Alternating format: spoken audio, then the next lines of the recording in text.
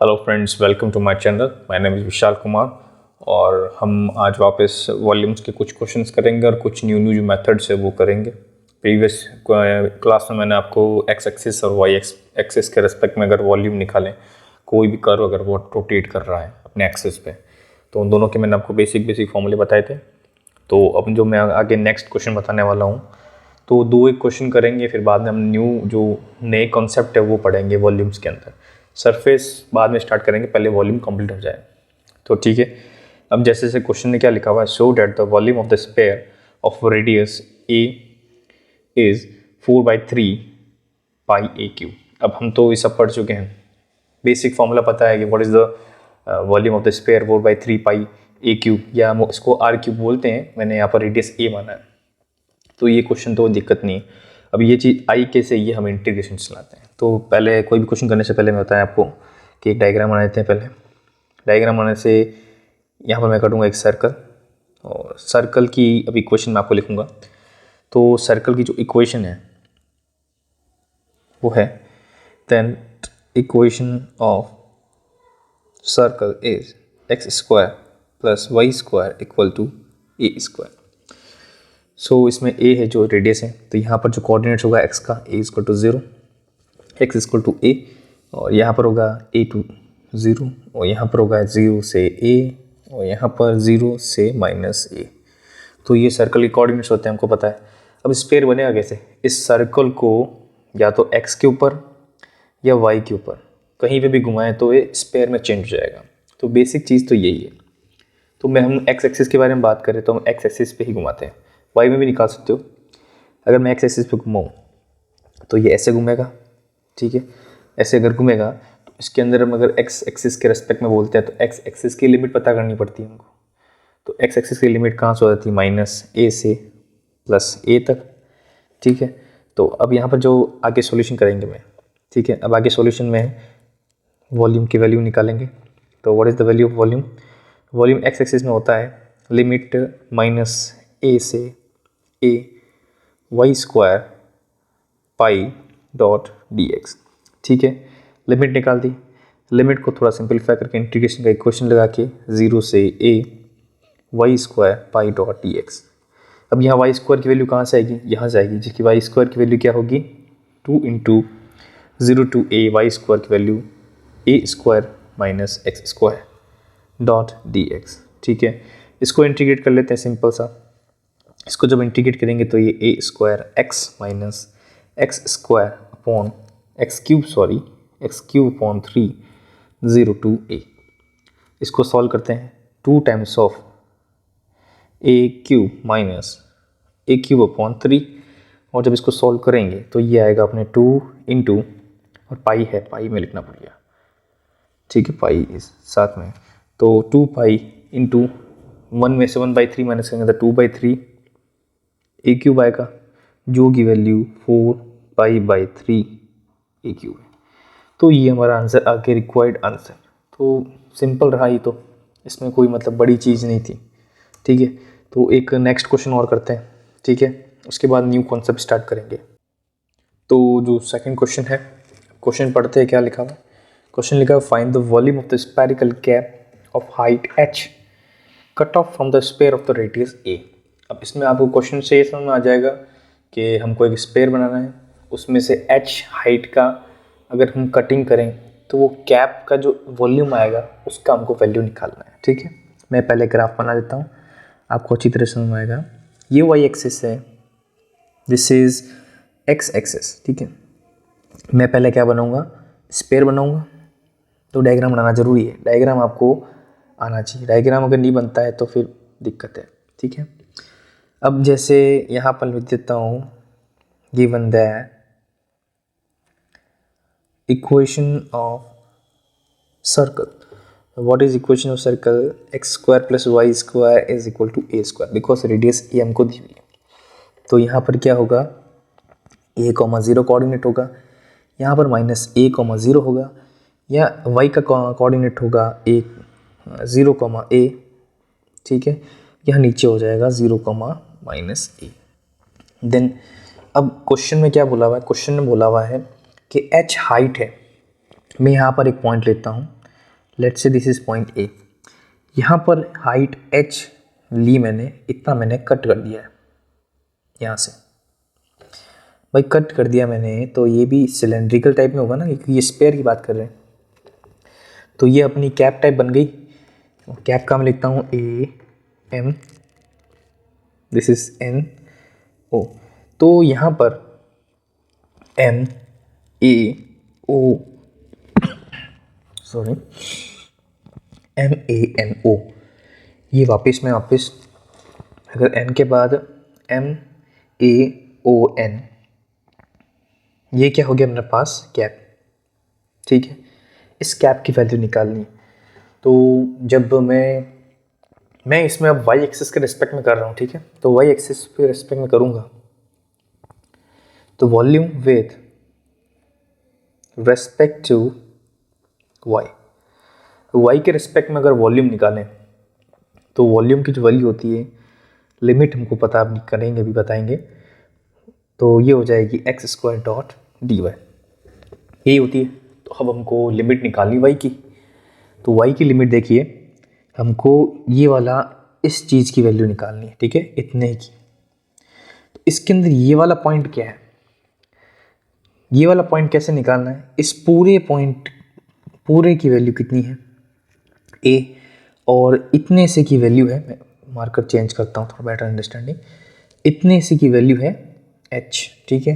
तो ये वाला पॉइंट कितना हो जाएगा, ये वाला पॉइंट हो जाएगा ए माइनस एच, और ये वाला पॉइंट कितना हो जाएगा ए। तो अपने लिमिट तो हमको पता चल गई, लिमिट क्या है, लिमिट देखो, एक तो लिमिट होगी ए, एक लिमिट होगी ए माइनस एच। तो लोअर लिमिट ए माइनस एच, अपर लिमिट ए, ठीक है। अब लिमिट ध्यान पड़ गई हमको, तो हम वापस सॉल्व करेंगे। तो वापस सॉल्व करेंगे तो इक्वल टू लिमिट हो गई a minus h, upper limit is a, okay, pi. अब एक्स स्क्वायर और यहाँ वाई है, तो एक्स की वैल्यू क्या आएगी, एक्स स्क्वायर की यहाँ से आएगी, जो कि ए स्क्वायर माइनस वाई स्क्वायर हो जाएगी, डॉट डी वाई। अब तो इंटीग्रेशन है, अब तो बहुत ईजी सॉल्व करना, वाई बार लेंगे, दोनों इंटीग्रेशन करेंगे तो a square y minus y cube upon 3, ठीक है, ये ब्रैकेट बंद, लिमिट ए माइनस एच, यहाँ पर ए, ठीक है।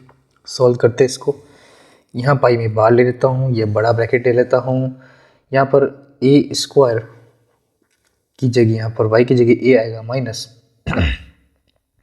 ए स्क्वायर ए माइनस एच, ठीक है, ये पहला इसकी बात हुई है, ठीक है। अब इसकी बात करेंगे, माइनस टाइम्स ऑफ 1/3 बाहर ले लेता हूँ, y cube means a cube minus a minus h whole cube, okay, ये होगी टोटल बात, ठीक है।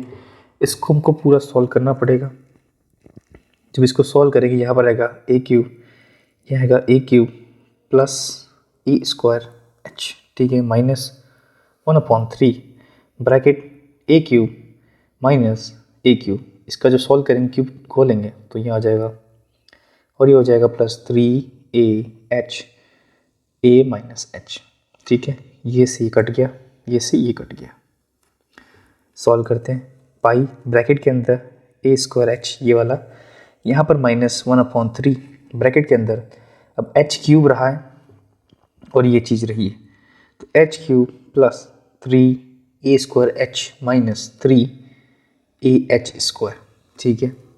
अब यहाँ पर मैं इसको अलग करता हूँ, अलग करने का मतलब कैसे है, पाई ए स्क्वायर एच माइनस, यहाँ पर मैं लिखूँगा तो एच क्यूब अपॉन 3 आ जाएगा, माइनस यहाँ पर आ जाएगा ए स्क्वायर एच, यहाँ पर आ जाएगा प्लस कितना आ जाएगा अपने ए एच स्क्वायर, ठीक है, क्योंकि ये 3 से 3 कट रहा है। अब ये ए स्क्वायर एच ये इससे कट जाएगा, तो अपने पास फाइनल आंसर क्या रहा, फाइनल आंसर रहा A H square minus S cube upon 3, इसकी वैल्यू किसके बराबर होती है। अब मैं यहाँ से कॉमन क्या लूँगा, एच स्क्वायर ले लूँगा कॉमन, तो पाई एच स्क्वायर कॉमन लूँगा तो ए माइनस 1/3, तो ये इसका आंसर। तो वॉल्यूम क्या आया, A H square bracket A minus 1/3, तो ये इसका आंसर आ गया। तो मतलब इतना कोई टफ चीज़ नहीं है, ठीक है, ये मैंने एच स्क्वायर कॉमन लिया तो एच हो गया, तो कोई दिक्कत नहीं।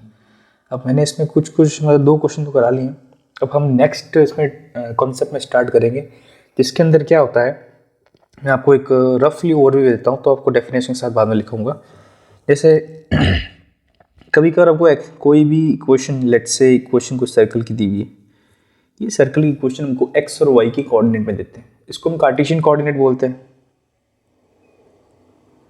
ठीक है। कभी कभार क्या होता है, हमको एक्स को ऐसे दे दिया होता है और वाई को हमको ऐसे दे दिया होता है, t-1। तो ये वाली जो कोड, इसको बोलते हैं हम पैरामेट्रिक फॉर्म। कभी कभार क्वेश्चन इसमें भी पूछा जाता है कि हमको पैरामेट्रिक फॉर्म दे दिए जाएंगे एक्स के और वाई के, और हमको कर्व इक्वेशन कार्टेशियन में नहीं दी होगी, हम इसको सॉल्व करके कैसे हम इसका आंसर निकाल सकते हैं, कैसे वॉल्यूम निकाल सकते हैं, ठीक है। कभी कभार ऐसे भी दिया होता है a cos थीटा, कभी कभार ऐसे दिया होता है a1 माइनस साइन थीटा, तो ये थीटा थीटा हो गया, इसमें टी टी हो गया, तो इसको हम क्या बोल सकते हैं, लेट करते हैं साई टी, ये एफ टी, यहाँ पर क्या हो सकता है, ये साई थीटा, ये एफ थीटा, मतलब दोनों एक ही चीज़ जो होती है कार्टेशियन के बाद में पैरामेट्रिक फॉर्म में। तो अब जो वॉल्यूम अगर पूछ लिया जाए पैरामेट्रिक फॉर्म में, तो उसका कैसे इस्तेमाल करते हैं, तो अब आगे हम वो पढ़ेंगे। तो मैं पहले स्टेटमेंट लिख देता हूँ, तो आपको क्या एक बार समझ में आ जाएगा स्टेटमेंट क्या कह रहा है, ठीक है। तो ये चीज़ है, इसमें क्या लिखा हुआ, volume of the solid of the revolution when the equation of the generating curve are given in parametric form, जो मैं पहले बता चुका हूँ एक्स और वाई के अंदर।